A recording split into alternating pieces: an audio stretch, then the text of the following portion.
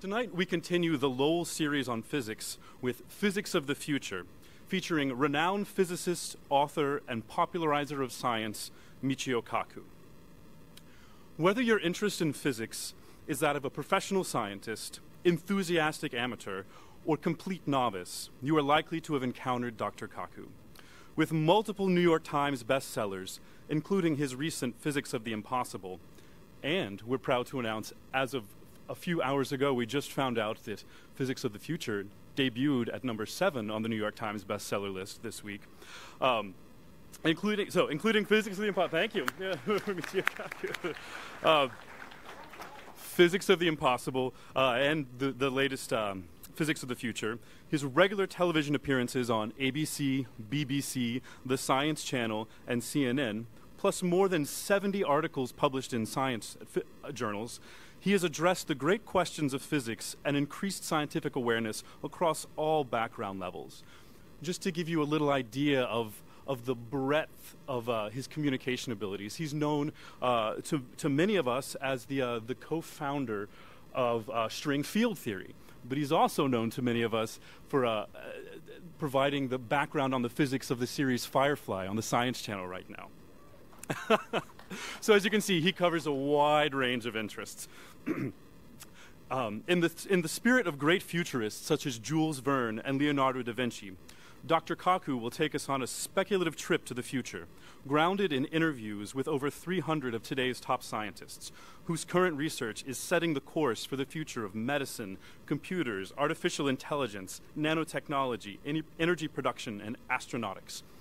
And one last thing to add, I was just reminded that New York Magazine has voted Dr. Kaku one of the top 100 smartest people in New York. Let's see how he does for a Boston audience. Please join me in welcoming Dr. Michio Kaku.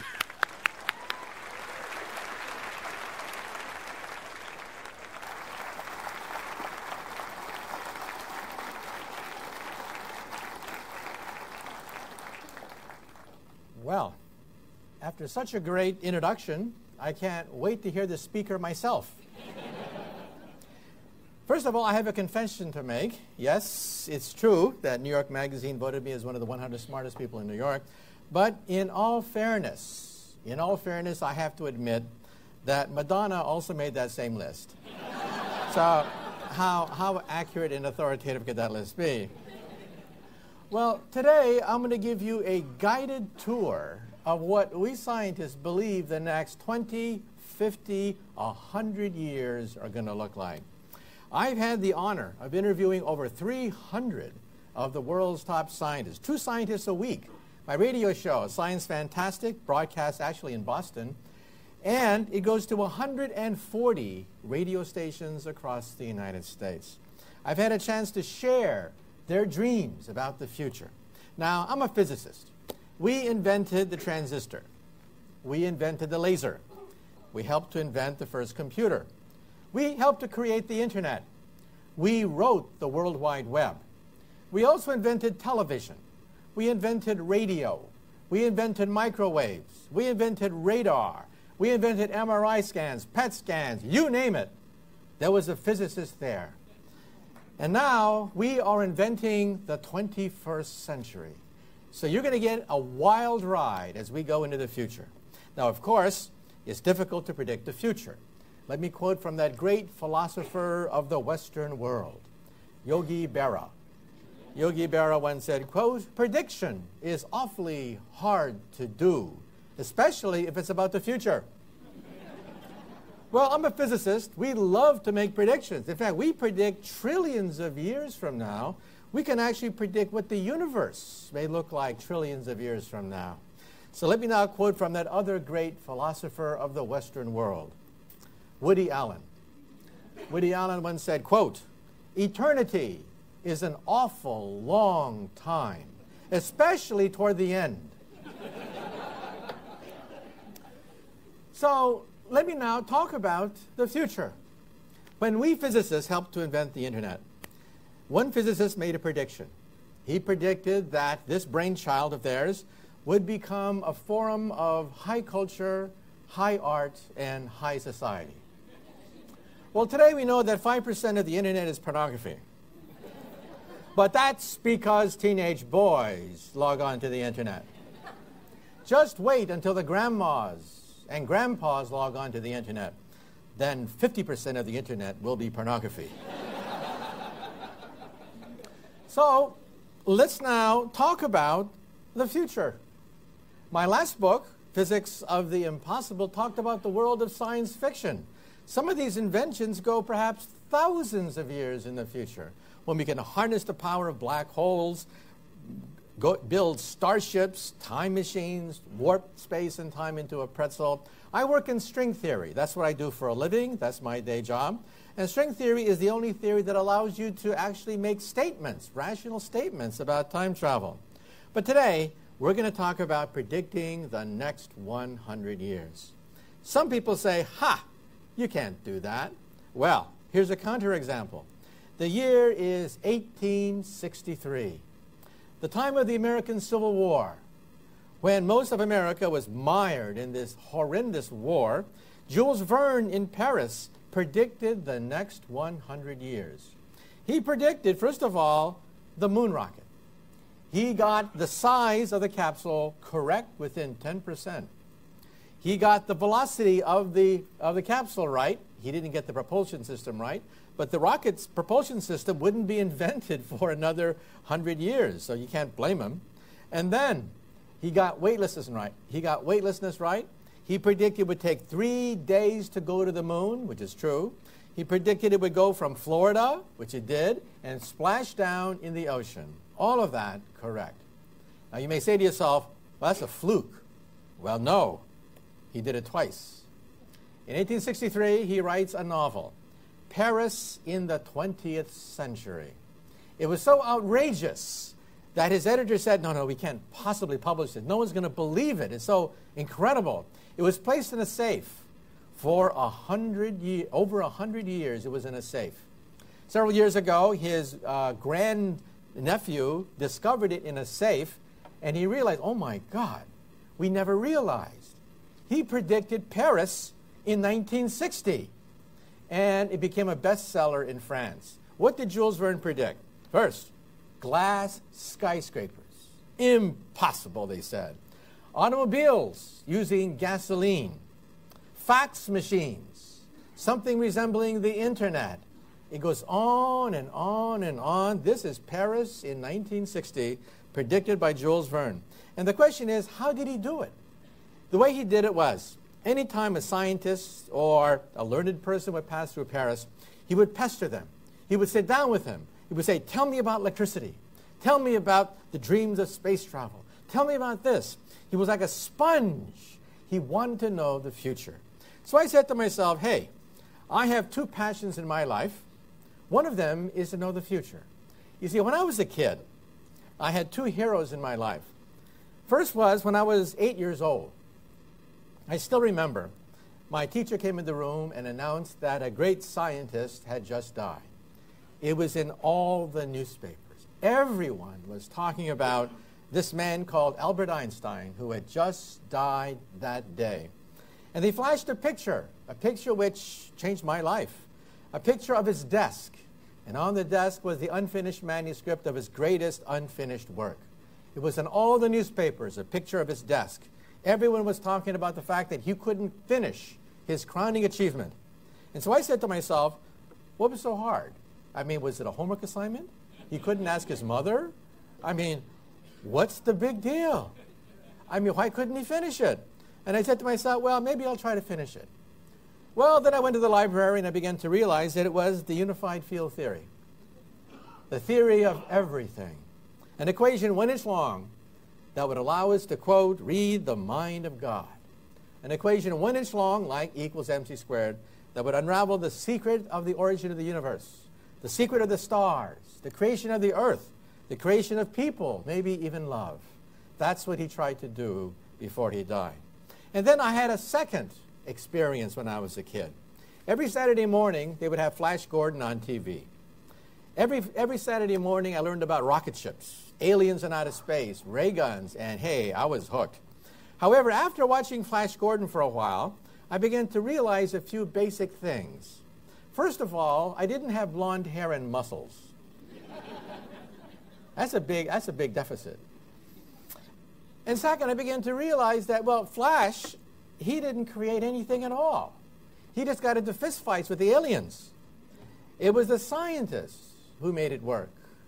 The scientists who built the starship. It was the scientists who built the city in the sky. It was the scientists who built the ray guns, you know. And then I learned something else. The science of Flash Gordon, well, some of the science was done wrong. And then I said to myself, well, if Jules Verne can predict the future, why can't we as physicists today? So let's now take a journey to the year 1900. The year is 1900. What kind of world did our grandparents and our great-grandparents live in? Well, first of all, you were lucky, on average, if you lived beyond the age of 40. Most people were dirt farmers in America in 1940. High tech, well, there was no television, there was no radio. High tech meant the telegraph. If you were lucky, if you were rich enough, you had access to the telegraph. So what was life like? Life was short, brutish. You know what they say? You're born, and then, you know, you die. Life's a bitch, right? Well, that's the way it was. Talk to your grandparents. Talk to your great-grandparents if they're still alive. What was it like in the year 1900? Now, if you today could somehow visit your grandparents of 1900, what would they think? Here are a bunch of dirt farmers that have never seen a radio, never seen a television because they haven't been invented yet. And here you are talking about rocket ships, atomic bombs, electrification of the world, automobiles that can race 140 miles an hour when the fastest you could go was maybe 15 miles an hour on a horse, if you were lucky to have a horse. Most people didn't even have horses. So they would view you as wizards and sorcerers. Now, hold on to your seats, because now we're going to go to the year 2100. If someone from 2100, your grandkids, if your grandkids were suddenly to walk into this door, how would you view them? What kinds of technologies would they have? You would say that they would have the power of a god of mythology, because that's where it's all headed. They would mentally control computers, and I'll show this. Everything in this lecture is based on an existing prototype. This is real. This is not Flash Gordon. We're talking about science today that we physicists are creating. The ability to move objects with the mind, like Zeus. To be able to rearrange matter in your own image, like the gods. And, hey, there are perks involved too. Perfect bodies. Ageless bodies. We'll talk about that in a minute. And then chariots. Apollo had a chariot that would take him right into the sky. We will have flying cars, finally. Okay? Took us long enough to get that one. Okay? And then Pegasus, the flying horse. We will have zoos of extinct animals. We're going to bring back the mammoth. We now can visualize bringing back the Neanderthal. This is not science fiction. This is stuff that I've interviewed scientists for. We're talking about the stuff that our grandkids will experience. However, there's a downside. The power of the gods. Well, will we also have the wisdom of Solomon? You know, if you read Greek mythology, you begin to realize that the gods spent most of their time chasing each other, engaged in mischief, and even Loki, the god of mischief, brought down the gods. Twilight of the gods, Ragnarok. And so the question is, will we have the wisdom to handle this mythical godlike power? We used to fear the gods. Now we will become them. And the question is, are we wise enough to handle this power? So let's begin. Let's begin with today. Today, we have something called Moore's Law. This chart here is the most important chart of the later half of the 20th century. The fate of nations, the wealth of the world is dependent on this one chart. It is the most important chart in modern times. Moore's Law simply says computer power doubles every 18 months.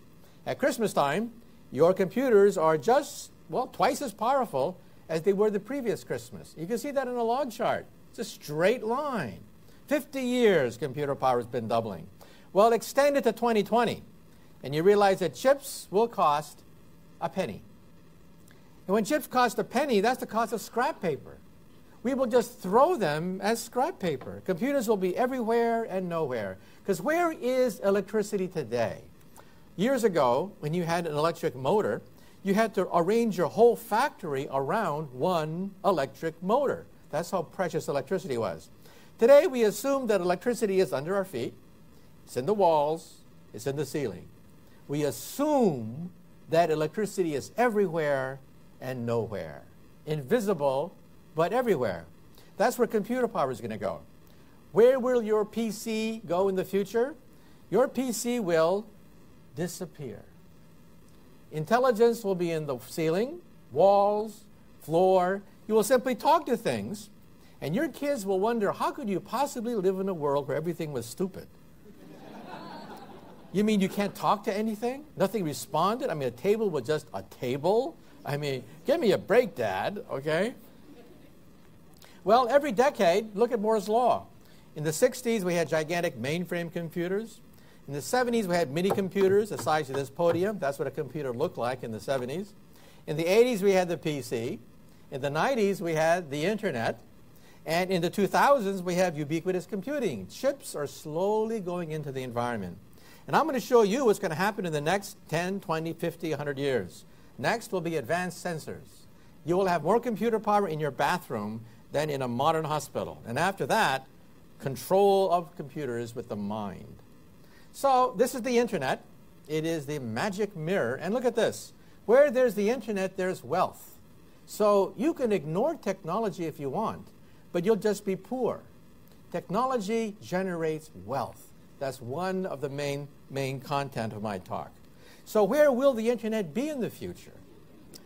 Well, one place the Internet will be is in your glasses. So you simply put on your glasses, and your glasses recognize people's faces. How many times have you met somebody and you say to yourself, I know this person. It's Jim, John, Jake. Who is this person? In the future, your glasses will say, it's Jim, stupid. Remember, you want to see his entire biography in your glasses. So when you see somebody, your glasses will recognize that person and print out their biography. And if they're speaking Chinese, translate from Chinese into English. We are very close now to what Star Trek people call universal translators. Google is putting millions of dollars into it, the ability to translate as you speak from one language to another. So let's say you're looking for a job. You go to a cocktail party. You know that some of those people in the cocktail party are heavy hitters. They're going to hire people, but you don't know who they are. In the future, you will know exactly who to suck up to at any cocktail party. You'll know exactly who the important people are. And maybe you don't want to look like a refugee from Star Trek. In the future, children will love this technology because children are driving this technology. You know that video games are bigger than Hollywood? I didn't know that until I looked at the numbers. Video games, just video games of little teenage kids, larger than the revenue of all of Hollywood. Kids will love this technology. Eventually, fashion models will adopt it. It'll be, you know, part of high fashion. What? You don't have the latest in internet glasses? I mean, what's wrong with you? That's so yesterday, right? Your glasses will have GPS. This is teleconferencing. Also, this is your home entertainment center. Wherever you are, you can lie back and you download any movie you want. Or this is your home office. You can work from your office here in your glasses. However, there's one downside. Let's say you don't wear glasses. If you don't wear glasses, what are you going to do? Put on contact lenses. These are internet contact lenses.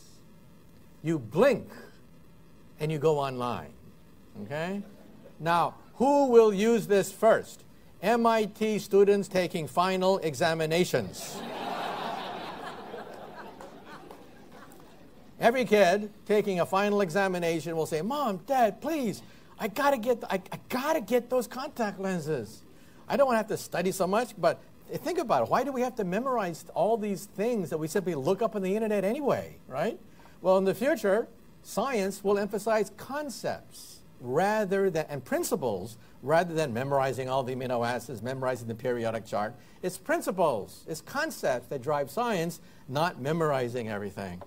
So, in the future, when you put on your internet contact lens, and let's say you are an artist. Artists will be the second group of people to buy this.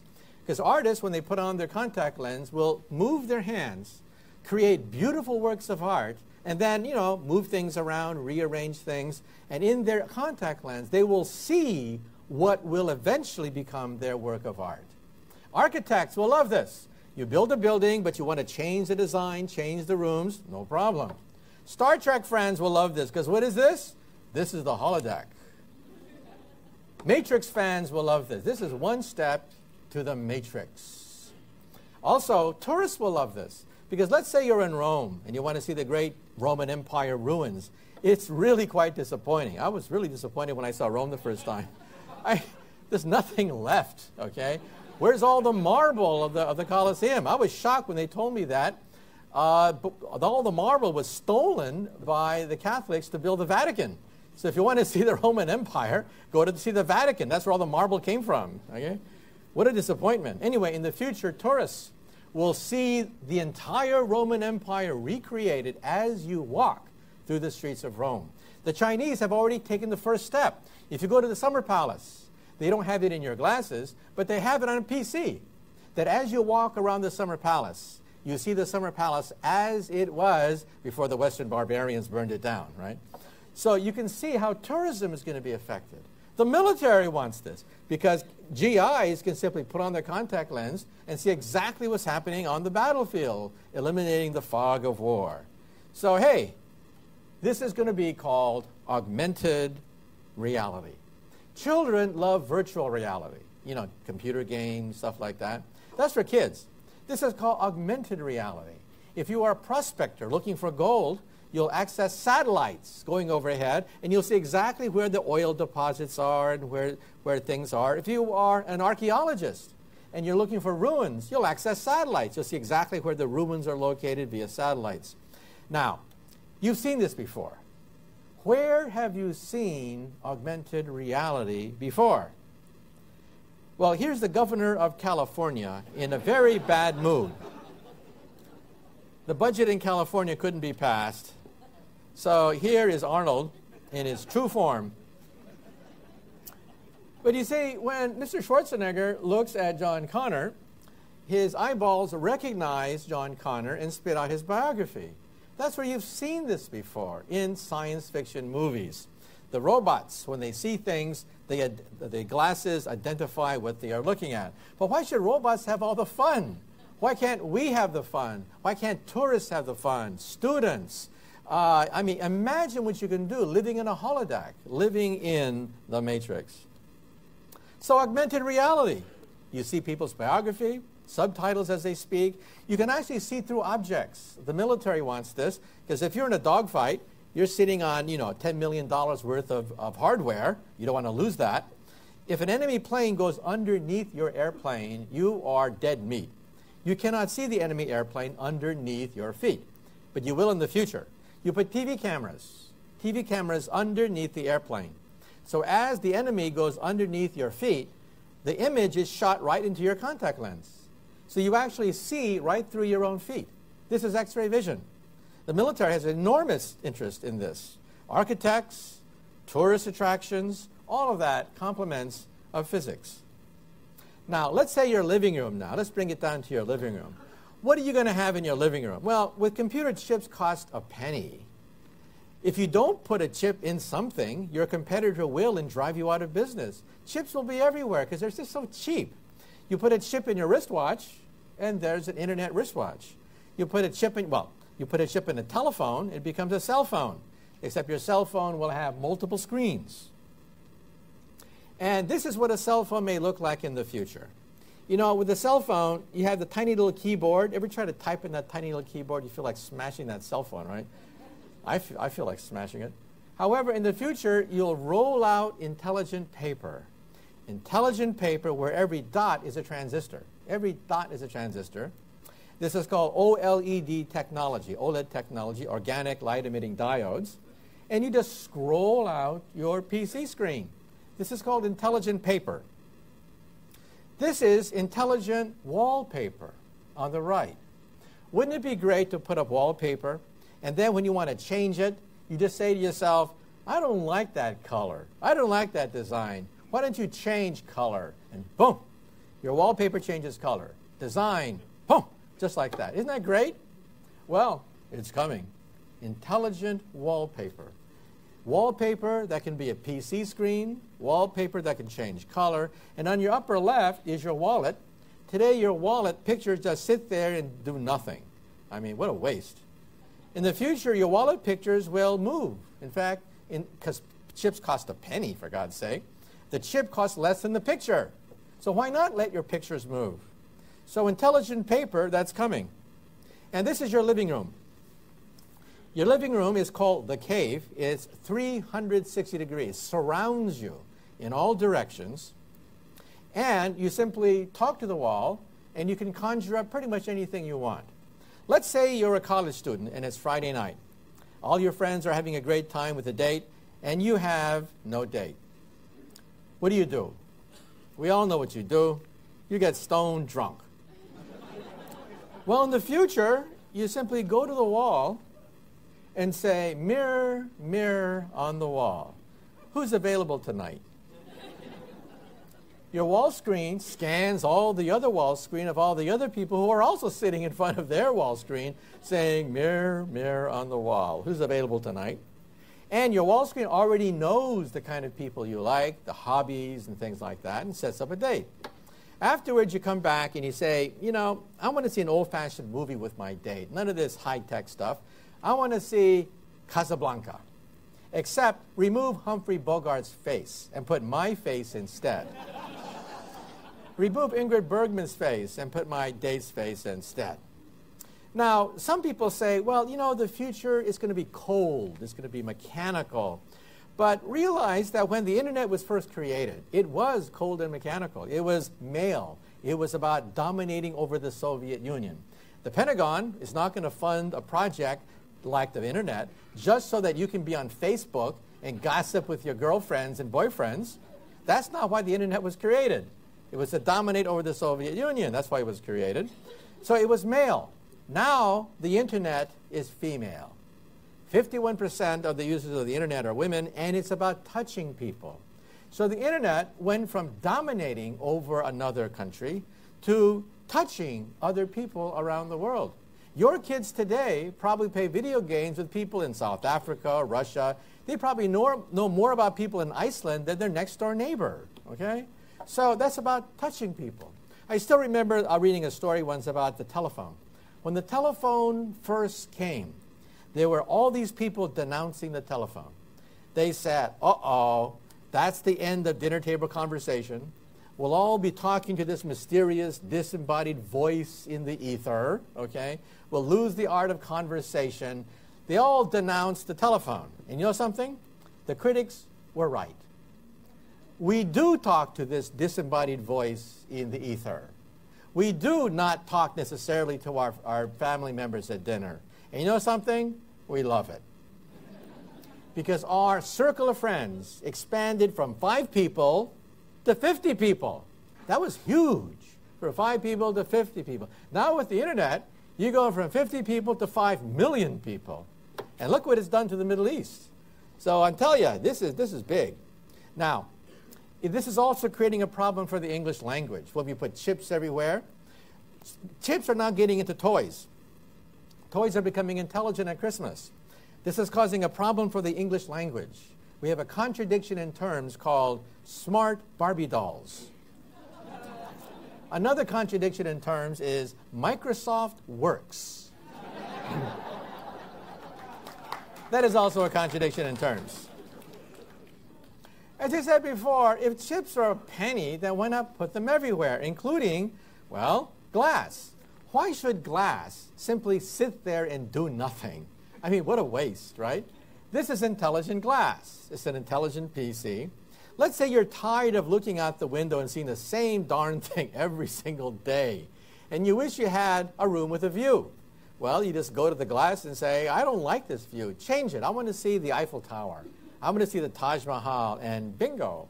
This is the future of windows. And television. Remember those clunky glasses you have to put on when you see 3D? left and right, polarized, and so on and so forth. In the future, you can forget those glasses. The polarization is in the screen itself. The screen consists of millions of vertical lines. Each one is a prism, a vertical line that's actually a prism. That prism splits an image in half. One goes to your left eye, one goes to your right eye, and it gives you 3D perception without glasses. This is how you will see movies in the near future. This already exists. I had a demonstration when Nintendo came out with their version. You have to be in the sweet spot. You can't be everywhere, but if you're in the sweet spot, whoa, everything jumps out at you. This is the future of your office. Computers today are very expensive, and you have to move everything around your computer. But, you know, if computer chips will cost a penny, this means that you'll have scrap computers. You'll scribble on something, and you simply throw it away. As you go from room to room, the scribble follows you in the cloud. Because how do we meter electricity today? How do we meter water? We meter water, we meter electricity by you get a bill. Well, that's how computer power is going to be distributed. The laptop will disappear, and we'll simply compute from the cloud. We'll use it as a utility. We'll meter computer power just like we meter water and we meter electricity. So this is your office of the future, and this is your cubicle of the future. It'll be so attractive, you'll spend all your time doodling and not doing any work. Productivity could fall if it gets too attractive. This is your car of the future. Look at the guy on the left. Notice that he does not have his hands on the steering wheel. No, he is not suicidal. He drives a driverless car. Google is spending millions of dollars to make this a viable technology in 8 years. In 8 years' time, this will hit the market. It is driven by GPS. BBC television put me in this car, this very same car, and I was driving the car like this, and then the cameraman said, okay, let go. I said, what? Let go. So I let go, and there I was driving my car. Try it tonight. Drive your car going like that, okay? Well, it uses GPS. It is actually safer than a human. Humans fall asleep. Humans get drowsy. Humans get drunk. Humans do all sorts of nonsense.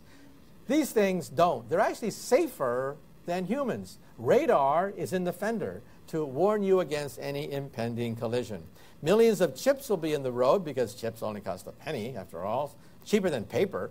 And so traffic jams will be eliminated because on your TV screen, you will know exactly where all the traffic jams are because there are chips in the road. And now let's go a little further into the future. What we saw was like 15 years in the future. Now let's go farther than that. Now we're talking about mind control. Now we're talking about robots as we get into mid-century. Well, first of all, that's that movie on the left, Surrogates, where you have an aging body that gets older and older every year, but you mentally control a robot. That robot is perfect. It has the body of Venus or Adonis, and after a while, humans prefer to look like Venus and Adonis and decide to abandon their mortal molding bodies. And on the right, we have Avatar, where you control a clone on another planet. This is science fiction, right? Yeah, but it has a basis in reality. So hold on to your seats. Telepathy. This is the power of the gods. Telekinesis, to be able to move objects with the mind. That's what gods do. That's not us, yet. However, this is a toy. You put a helmet on like this. It exists today. It's marketed today. It picks up your radio signals from the brain. It's an EEG scan. And computers now are so good, they can actually recognize the patterns of thought. So when you think, you can actually move that object on the right.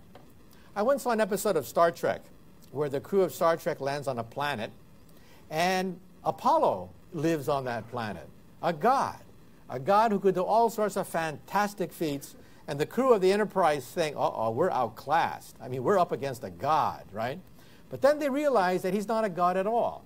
He's a mortal, but he controls a power supply. The power supply then energizes computers which do all the magic. He is a human. And so the crew of the Enterprise destroys the power source, and Apollo is reduced to a man. Well, that's how we're going to do it. Humans will have thought patterns recognized by computers. Computers then do all the work. Here's how it works. On the lower right is a person who has a stroke. He is paralyzed. He cannot move at all. But at Brown University, they put a chip in his brain, connected the chip to a laptop, and the person now can answer email, write email, surf the web, play video games, do crossword puzzles, and he is a vegetable. It's very sad. The guy in the lower left had a massive stroke. His parents, his loved ones cannot communicate with him. He's a vegetable. He sits there, does nothing all day. Well, they put a chip in his brain, shown here, connected it to a laptop, and connected the laptop to a computer. Now, anything you can do on a computer, he can do too. He can talk to you. He can touch. He can reach out and exchange ideas. This is a real breakthrough. Now, realize that one of my colleagues, Stephen Hawking, is very soon will lose control over his facial muscles. Right now, Stephen communicates with the scientific world by blinking and making facial grimaces. He will lose that capability pretty soon. So I was at a cocktail party last year in Stephen's honor, and in the cocktail party was the man who built this device. So some people are thinking that maybe we'll put Stephen Hawking on this device so he'll be able to communicate mentally with the rest of the world. So Honda Corporation sees money here. Here is a man. He puts on EEG sensors all over his head. Computers recognize what these patterns mean and drives a computer. It's a robot. This robot is controlled by a human. This is the movie Avatar come to life. It's the movie Surrogates come to life. Humans who can control robots. So next time someone says to take out the trash, well, you just put on your helmet. And your robo clone takes out the garbage. Of course, the robot could have the power of a Superman, too. Mind reading is possible. We're now getting a dictionary of thought. Now, on the left is when people tell the truth. When you tell the truth, nothing much happens to the brain. It's effortless telling the truth. But when you tell a lie, first you have to know the truth. Then you have to invent the lie. Then you have to make sure the lie is consistent with the cover-up. And then you have to make sure that the cover-up is consistent with all the other lies you've been telling all these years. That's a lot of brain power. So on the right, your brain lights up like a Christmas tree when you tell a lie. Now, of course, this has to be tested in the courts. Some people think it's not that accurate. But it just goes to show you that we are beginning to have a dictionary of thought. And in Tokyo, by the way, they even have plans to photograph a dream. This was once considered totally outrageous. You saw the movie with Leonardo DiCaprio, Inception? Well, they actually have a program to photograph a dream. Here's how it works. When you dream, your visual center is stimulated just as if you're looking at something real. You can actually see that part of the brain illuminate. Now you see a pixel of light, a dot of light. That corresponds to a certain pattern. You move the pixel to the next spot, and that corresponds to a certain pattern. Then you move the pixel everywhere, like in a TV screen, and you have a dictionary. Every dot corresponds to a pattern. This dot corresponds to that pattern. Then when you see a pattern, you can then reconstruct the dots. They were successful. For simple dots, they can actually tell what you are thinking of and what you're looking at without exchange of any words. A person was given a U formation, a series of lights in a U, and the computer said, U. So this is Avatar come to light. Now, there's also a morality tale. When you have the ability to mentally control the world around you, that is the power of what we call a god. But there's also a problem. If you saw the movie Forbidden Planet, it's one of my favorite science fiction movies. When I saw it when I was a kid, I was floored. On the upper left is this tremendous empire created by the Krell. They were 1 million years ahead of us. Tremendous technology. Here is just their power supply. You can see the enormous power that the Krell Empire assembled. Their masterpiece was to create everything by thought. You would think things and it would come true. On the lower left, you simply imagine anything you want and it comes to be. So you imagine a woman and there's the daughter of the scientist materializing. Robots are effortlessly created by the Krell. So this was the power of power without instrumentality. That is mind control, mental telepathy, telekinesis, the ultimate power of the mind. But then they died. This great Krell empire died one day. And the question is why? At the very end of the movie, they reveal why this Krell empire, at the peak of their power, died. And the answer was, the very night they turned on the machine to give them this godlike power, they fell asleep. And when you fall asleep, you have nightmares. This machine turned nightmares into reality. Everything they could dream of, all the monsters, all the savagery of their past came out, and they all committed suicide overnight. So there's a lesson here. With infinite power comes infinite responsibility. Now let's say a few things about medicine. And then I'll end early. The book, by the way, has hundreds of predictions. I can't possibly go through all the predictions in the book. But let's just say a few things about medicine. When this movie came out, Raquel Welch was floating in somebody's bloodstream. Everyone said, give me a break. Raquel Welch floating in somebody's bloodstream in a submarine? Well, we're getting there. Computers are getting smaller and smaller and smaller. Here's an aspirin pill, hollowed out. It has a TV camera inside. This is real. A TV camera and a chip. It photographs your inside as you swallow it. It's guided by a magnet, so you know exactly where it is at any given point. It takes motion pictures of your stomach and your lower intestines and your large intestines. We all know what middle-aged men hate the most. The C word, colonoscopy. Well, this invention gives new meaning for the expression Intel inside. And we now have nanoparticles, molecules. This is real now, not science fiction. Molecules that kill cancer. Now, when you have chemotherapy today, it's awful. Chemotherapy is horrible. Your hair falls out. You vomit all the time. You're tired. Your skin is all aged. That's chemotherapy. This will replace chemotherapy. In one test, it was 90% effective against cancer cells. We're talking smart bombs. Smart bombs against cancer. How does it work? Cancer has large, raggedy holes in it. Cancer is mutated. It's irregular. It has large holes. A normal cell has small, tiny, round holes. Very regular, small, tiny holes. That's a normal cell. We can now machine molecules halfway between the two. They are too big to fit into an ordinary cell, but they float right into a cancerous cell. I tell you, man, this is big. This is real big. It means we now have a new way to attack cancer. You know that Aretha Franklin is dying because of pancreatic cancer?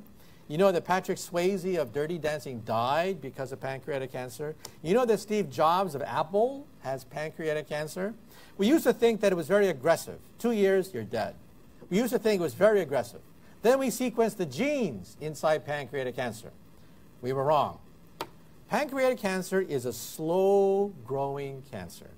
It takes 20 years to create a tumor. 20 years. Only in the last 2 years do you feel it. That's why it kills so rapidly.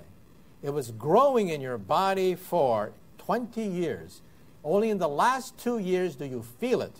Now we'll be able to zap it and also detect it. How will we detect cancer in the future?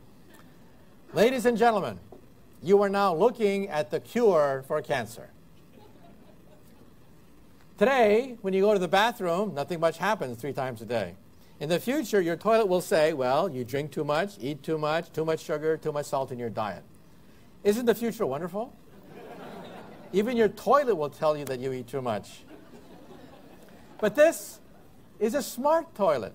It picks up proteins emitted from cancer colonies, 100 cancer cells. Today, for example, if you feel a tumor in your breast, it's too late. It's really too late. They don't tell you this. But you have 10 billion cancer cells growing in your breast. Surgery is required immediately. No ifs, ands, or buts once the diagnosis comes.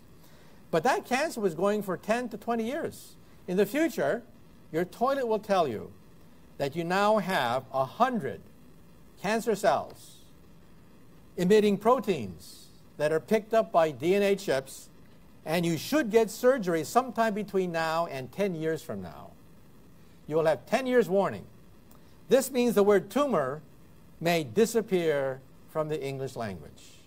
Here's how we do it. This is incredible. In fact, Mass General Hospital in Boston is thinking about mass producing these things in 3 years. This could hit the market as early as 3 years. This device uses transistor technology, except instead of it zeroing in on transistors and electrons, it zeroes in on cancer cells. It zeroes in on tumors. It zeroes in on proteins, enzymes emitted from cancers.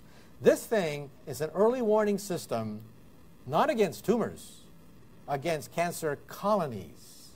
The device that Mass General Hospital wants to market, it can detect one cancer cell in a billion. One cancer cell in your blood in a billion. I tell you, man, this is big. This is real big. It means that one day we may be able to get a grip on cancer. And, of course, if you watch Star Trek, everyone used to laugh when Spock would take out his tricorder. The tricorder can see inside your body. It diagnoses disease from a distance. And people would say, ha, that's impossible. I mean, you know, the only reason why they invented this thing is because they're too cheap to have any real technology on the Star Trek set, right? For example, why do everyone get beamed from place to place on Star Trek? Because of budget cuts. Roddenberry wanted them to land on rocket ships the normal way. But oh no, Paramount Studios says, we're running out of money. Let's just beam them. And that's where beaming came to be. It was budget cuts. Well, on the left, is an MRI machine today. Look at the size of that thing. When I was in high school, I had a summer job at Berry & Associates. My boss there won the Nobel Prize for this machine. Paul Ernst won the Nobel Prize for creating the MRI machine. On the right is the world's smallest MRI machine. Look at that thing. It's 1 foot tall. Something that is the size of a room, now 1 foot tall, made in Germany. And the Germans now predict that this thing will ultimately go down to the size of a cell phone. When this thing goes down to the size of a cell phone, in your living room, you can see right inside your body. You just move the thing up and down over your body, and you can see all your internal organs. So let me say a few things about DNA, and then we'll close, and I'll take questions, and then we'll sign books. DNA is perhaps the most important discovery of the last several decades. A physicist, Francis Crick, pushed this thing through with, of course, James Watson. This is an ear. It's made out of plastic. You take cells from your ear, seed it, hit it with growth factors, your ear cells grow into this mold of plastic, and then the plastic dissolves, is biodegradable, leaving a perfect ear. This is bone on the left. Bone on the left, ears on the right. You realize that today we can grow cartilage, noses, ears, blood vessels, heart valves. The first bladder was grown 3 years ago. The first windpipe was grown last year. You realize that we're talking about a human body shop, the ability to grow organs and specifications. This is coming faster than you think. The next organ to be grown from your own cells is the liver. 5 years, I think, we'll have the first commercially available liver. So for all you alcoholics in the audience, take heart. Mickey Mantle died because he couldn't get a liver. That's how our great American Yankee died. He couldn't get a liver. We'll grow livers in the future. So let me try to wind up now. Let me just say a few more things and we'll wind up. One is that, well, there's a dark side to this. This is the smart mouse. On the left is an ordinary mouse. On the right is the smart aleck mouse.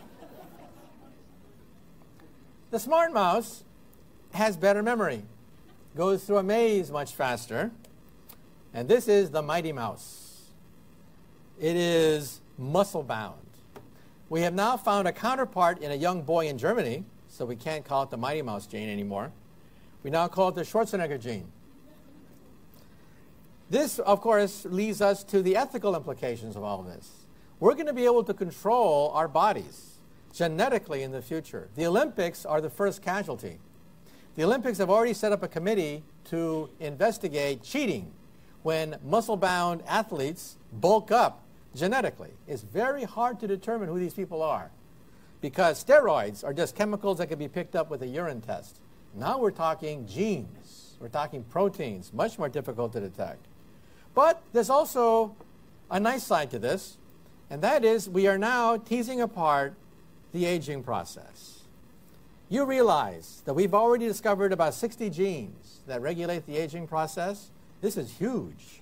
Aging, I mean, who wants to get old, right? It turns out that animals live different ages. Look at the chimpanzee. The chimpanzee lives half as long as us. We are 98.5% identical to the chimpanzee. Therefore, only a handful of genes separate us from the chimpanzee. Now think about that.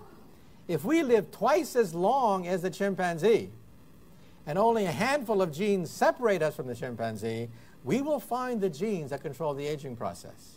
Already, we can double the lifespan of most animals with yeast cells, fruit flies, spiders, insects, mice, rabbits, dogs, cats, and now primates.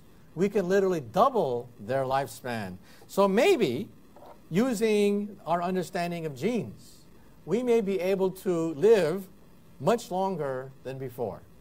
Maybe not my generation, but maybe our kids or grandkids may decide that when they hit the age of 30, they may like 30. They just may want to stay at 30 for several decades. This is something that is well within the realm of possibility. Not yet, but it's coming pretty soon. Now, let me end on one last note, and then we'll take questions, and then I'll sign books. When I was at the Einstein Centennial, many people gave tributes to the great Einstein, whose work makes many of these things possible. Lasers, high tech, comes from the photon theory of Albert Einstein. But my favorite Einstein story is this. When Einstein was an old man, he was tired of giving the same talk over and over again. So one day his chauffeur comes up to him and he says, "Professor, I'm really a part-time actor. I've heard your speech so many times, like a script. I've memorized it. So why don't we switch places? I will put on a mustache and a beard and look like Einstein, and you can take a rest and be my chauffeur." Well, the trick worked. They switched places. The actor gave brilliant talks because he was an actor after all. But then one guy in the back, a mathematician, asked a very difficult question. And Einstein thought, oh, the game is up. But then the chauffeur said, "That question is so elementary that even my chauffeur here can answer it." Okay, thank you very much. You've been a great audience.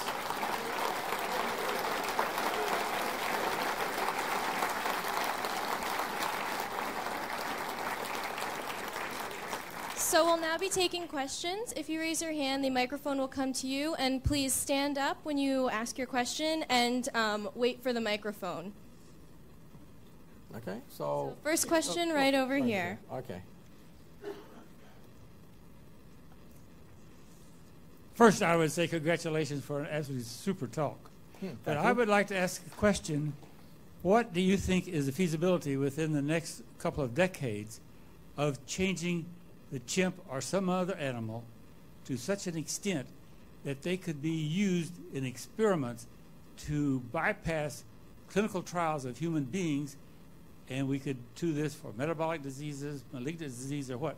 But anyway, have humanized experimental animal and have them in sufficient quantity to do a trial with good statistics. Well, that's still difficult because side effects vary from animal to animal. We would have to get an animal that's pretty close to a human. Let me give you an example. We've made enormous breakthroughs with mice. We can do things genetically with mice that seem like miracles. The problem is many of them don't transfer to humans. That's the problem. So if you read the Science Times, you read Science Daily, all these breakthroughs being made with mice. But then at the very bottom of the article it says, oh, by the way, many of these therapies don't carry over to humans. And so that's why what your suggestion is very tantalizing, that maybe we should try animals that are closer to humans. That way we won't have the problem of side effects, the problem that, the mouse immune system is quite different from the human immune system. But it also has to be done carefully, because once you go to monkeys, monkeys can feel. They're more human-like in their emotions and the way they express themselves. So we have to make sure that they're not treated badly. We have to make sure that they're not experimented with needlessly or subjected to unnecessary experimentation. But yeah, that could change things, but it has to be done very carefully, because we want to make sure that the animal that we're looking at has an immune system very close to ours, so that results will transpose from one to the other. But we also want to make sure that we don't hurt the animal in the process. Okay, next question. We have another question up here. Hi. Thanks for coming. With all this new technology, is it going to require a lot more power and cooling for all this, the electronics and computers? Or is the future basically all the new technology is reduced power consumption and moving downward, I guess, in terms of our use of power? Well, as far as power is concerned, we'll be using less power but more efficiently. Those contact lenses, for example, one of the engineering problems is heat generation. We can miniaturize computers down to the size of the head of a pin. That's not the problem. Miniaturization is not so much the problem with the internet contact lens. More important is heat generation and also focusing. So those are the technical problems that still have to be worked out. So as the technology gets more advanced, it means that smaller and smaller chips use less and less power. However, on the other side of the scale, once we start to go to super chips, okay, I mean chips that really push the very boundaries of artificial intelligence, there is a problem with heat. It turns out that very soon, Moore's law will break down. I'd say in about 10 years' time, Silicon Valley could gradually become a rust belt. And there are two reasons for that I mentioned in physics of the future. One is heat generation. If you put more and more power into a chip, you generate more heat. Ultimately, you can fry an egg. You'll be able to fry an egg on a chip. That's how hot these chips get, and eventually they melt. The second problem is even deeper, and that is the Heisenberg uncertainty principle. Right now, your chip, in your Pentium chip, has a layer 20 atoms across. That's the smallest layer in your laptop computer, 20 atoms across. By 2020, it'll be 5 atoms across. When you hit 5 atoms, you're bumping up against the uncertainty principle. You don't know where the electron is anymore, and it leaks. It short circuits. So there are two problems with regards to superchips: heat generation and leakage. That's why some of us want to go to quantum computing, computing on atoms, which are very efficient. The problem there is interference. The world's record for a quantum computing calculation is 3 times 5 is 15. That's the world's record for a quantum computing calculation. Now, you may not be so impressed, but go home tonight, multiply 3 times 5 is 15 using 5 atoms. So here's your homework assignment. Take 5 atoms, multiply 3 times 5 is 15. Then you begin to realize, oh my God, this is real hard, okay? So yeah, power consumption becomes a problem at the other end when we want to have super chips. I mean, we want to push the boundary of computer power, okay? Next. It's over here. Dr. Kaku, good evening. So what has the scientific community not figured out yet and should have by now? Well, let's talk about jetpacks and flying cars, okay? Everyone wants to know, hey, where's my jetpack? We've been watching Buck Rogers for 2 generations now, right? Well, it's technical. You know, the Nazis had jetpacks during World War II. The Nazis put hydrogen peroxide on a soldier and shot them over rivers. Sometimes the bridge was washed out or destroyed, and you wanted to send somebody across a river. The fastest way was a jetpack. The Nazis developed it. The problem is the jetpack only lasts for just a few minutes, like 2 or 3 minutes. Maybe you saw James Bond, right? James Bond was hovering for many, many minutes. Well, the people who did that scene with James Bond spliced together many scenes. They had to shoot him up, he came back down. Shoot him up, came back down. They spliced it. So the problem with jetpacks is not jetpacks. The problem is longevity of the fuel. That's where nanotechnology comes in. In the future, we'll have nano batteries that can power jetpacks for longer periods of time. But right now, hydrogen peroxide is still the chemical of choice. It only lasts for a few minutes. Flying cars. For the Discovery Channel, we actually filmed a flying car.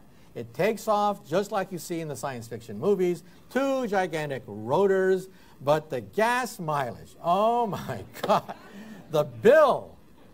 I mean, you got to be a millionaire to buy one of these things, right? Commuting to work, yeah, sure, if you're Bill Gates.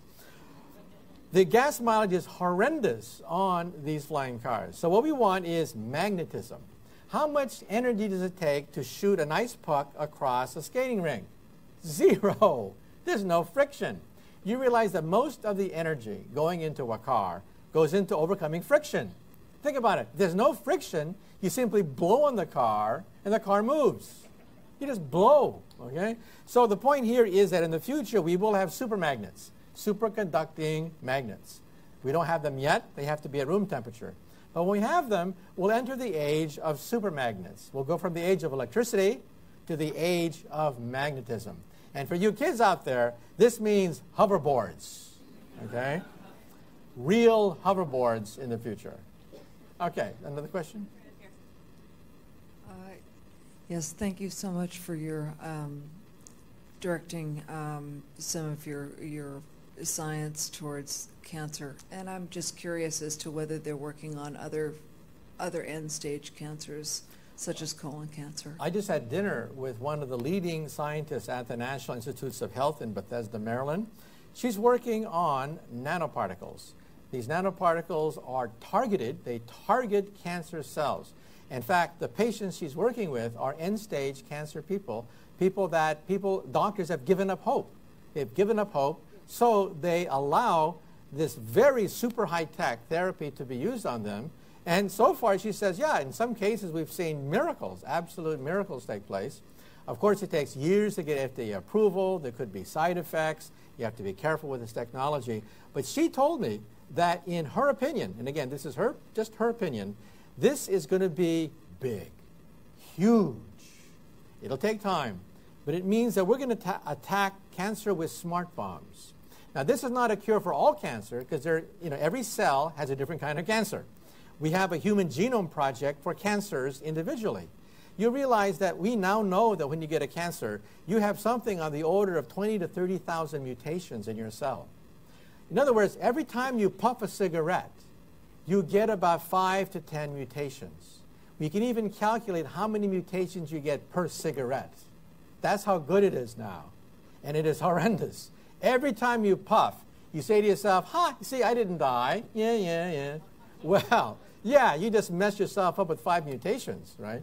And so by the time you die, you get like 20, 30,000 mutations, and then it's all over. It's incurable. So what we're doing now is we're attacking these cells at the molecular level. Several ways of doing it. One is with gold nanoparticles. Gold goes right into the cell, and then with laser beams excite the gold and rupture the cell wall of the cancer. So these are smart bombs that go right in, disrupt the cells by laser beams. Okay. Second is P53. P53 is a gene involved in 50% of all common cancers. You can actually home in on a cancer cell, deliver P53 to it, and knock out the cancer cell that way. So there's several different avenues, and I tell you, this is going to change everything. But you got to be patient. It's going to take time to perfect it because it's just coming out in the last few years. Real breakthrough, 90% effectiveness in one trial. This is big, but again, don't expect it to hit the market tomorrow. It's going to take years to get FDA approval. But we will look at chemotherapy like we look today at bloodletting. You know how George Washington died? In textbooks, they never tell you this. George Washington was killed by his doctors. He was bled to death. That's how the father of our country died, because in those days, blood was considered bad humor. So if you got sick, they bled you to death. And that's how George Washington died. We'll look at chemotherapy the same way. In your opinion, what nation is in the best position to leverage these new technologies, and what do you think will become of the second and third world countries who may be left out? Okay, in the book, I interviewed economists. And what they say is that capitalism itself is making a transition from commodity capital to intellectual capital. Now, what does that mean? Tony Blair likes to say that England derives more revenue from rock music than it does the coal mining industry. Coal mining is a commodity industry. It is a thing. Prices get cheaper every year. This morning, you had food, breakfast, that the King of England could not have had 100 years ago. You have delicacies, things imported from around the world, things that 100 years ago were unavailable to the King of England for any price. What happened? Mass production, better containerization, better shipping, more competition. It's a commodity. Commodity prices have been going down steadily for 150 years, except oil. A few commodities don't obey this rule. The real thing that's going up is intellectual capital. Intellectual capital is rock music, it's artwork, it's the internet, it is science, it is writing a book, telling a joke, things that robots cannot do. Intellectual capital. Why is it so precious? Because you cannot mass produce the brain. It's as simple as that. You can mass produce food. You cannot mass produce the brain. To create a software engineer, to create a new Madonna, to create a rock and roll star, first you have to give birth to one the old-fashioned way. It takes 9 months. Then you got to send them to elementary school. You got to send them to college, and then they rebel against you. That takes time. Food, you just crank out, okay? Now, ask yourself a simple question. How many nations in the world understand this? How many nations are still wedded to food production? And then you begin to realize, oh my God, there's a huge chunk of the world economy that does nothing but create food. Those nations could see their economies get smaller and smaller and smaller. Now, the Chinese are not stupid. They know this. First, they use commodities, cheap labor, to leverage to the next level. They're sending all their best minds to the United States, where I see them. Half my physics department is Chinese, from China. We get the best scientific minds of China, the cuspia, the cream of the Chinese crop. They all come to the United States, okay? So the Chinese aren't stupid. Deng Xiaoping's son was a laser physicist at Rochester University, okay? The question is, are we smart enough to know this? That's a question mark. And so the nations that will prosper in the future will be those nations that understand this. You have to have commodities, but the future lies in intellectual capital. That means artwork. That means telling a joke, writing a movie script. That means science. That means anything that the mind produces that robots cannot. Things involving imagination, talent, creativity, analysis, human values. These are all things robots cannot do. Question up here. While you're here, I figured I'd ask, what are your thoughts on the future of string theory and applications in, I don't know, future applications of string theory? I'm not sure how to ask this question. Well, the second question is very easy to answer. The practical applications of string theory in your lifetime are zero. Okay? Very simple. However, if we live long and we cruise at age 30 for many, many a lifetime, then we start to have some rather interesting consequences. String theory is the only theory that can answer the question, is time travel possible? Is it possible to drill a hole in space and time? Are wormholes possible? Are gateways, portals to other dimensions possible? Can we bend space-time into a pretzel? Only string theory has this capability. What happened before the Big Bang? Are there other universes? Are there other dimensions? And testing it, we will test it with the Large Hadron Collider. The Large Hadron Collider will test more than just the Higgs boson. We're looking for higher dimensions. The Large Hadron Collider, the most expensive machine on Earth, is looking for the presence of other dimensions. That's a prediction of string theory. And so this is big. This could change everything. We are now testing the so-called untestable theory, the outlines of string theory. And as far as for those critics of string theory, sometimes they say, give me an alternative. Maybe I don't like string theory. Give me an alternative. Well, there are none. This is the only game in town. It's the only theory that's been shown to be finite. All other theories, bar none, have either been shown to be infinite or they haven't been tested yet against infinity. All other theories are shown to be divergent. String theory is the only finite theory. Okay, maybe just one last question, because I know you want me to sign your books, right? So one last question, and I'll definitely sign your book. And then you can sell it on eBay, you know. They're worth something, you know that? Okay, Yep, one last so question. we're taking our last one right here. Nuclear power has been in the news a lot lately. Even if we shut down all the nuclear power plants in the world and didn't build any new ones, we still have the problem of the spent fuel pool. So is the physics community going to have a new alchemy solution to detoxify spent reactor fuel? Well, first of all, as you know what's happening in Japan, many people are leaving. In fact, my relatives evacuated. The situation in Tokyo is still stable, but it's getting worse every day. As you know, tap water in Tokyo is now twice the limit for infants. The United States government has said they're not going to purchase any foods from certain provinces around the reactor. And the United States government is advocating that all Americans evacuate from all of Japan. It's not mandatory, but they are making that recommendation. So things are getting very bad. And then the question is, will nuclear power be part of our future? Well, when I was in high school, I went to the National Science Fair. I built an atom smasher, a 2.3 million electron volt atom smasher, blew out every fuse in my mom's house. But when I went to the National Science Fair, I met an atomic scientist who took me under his wing. And he was actually my mentor for many, many years. He got me a scholarship to Harvard, in fact. His name was Edward Teller, father of the hydrogen bomb. I knew him quite well, the family quite well. And he was famous for being pro-nuclear, but he was also famous for making the statement, nuclear energy is so dangerous, it does not belong on the surface of the earth. It belongs underground. Now just think, if they had built that reactor underground and a tsunami had hit it, all they would have to do is put a manhole cover on it and just walk away. But oh no, they had to build it above ground, okay, where they had 15-foot walls guarding against the tsunami, but the tsunami was 25 feet tall, went right over the wall. And where did he put the generators? Normally you put the generators on high ground. At Fukushima, they put the generators in the basement.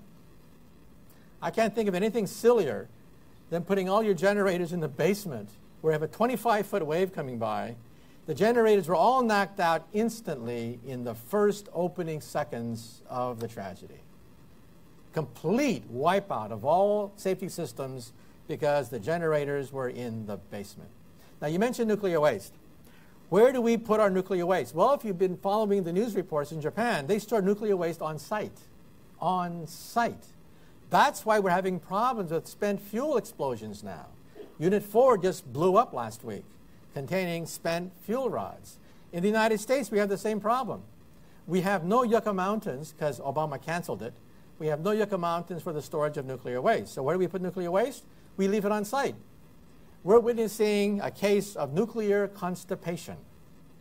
All this waste is backing up at all the nuclear power plants in the United States.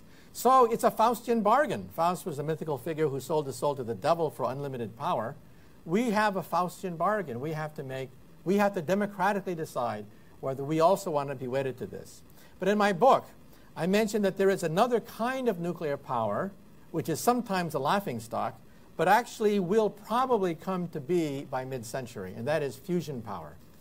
Fusion power is the bet that the French are placing on the future.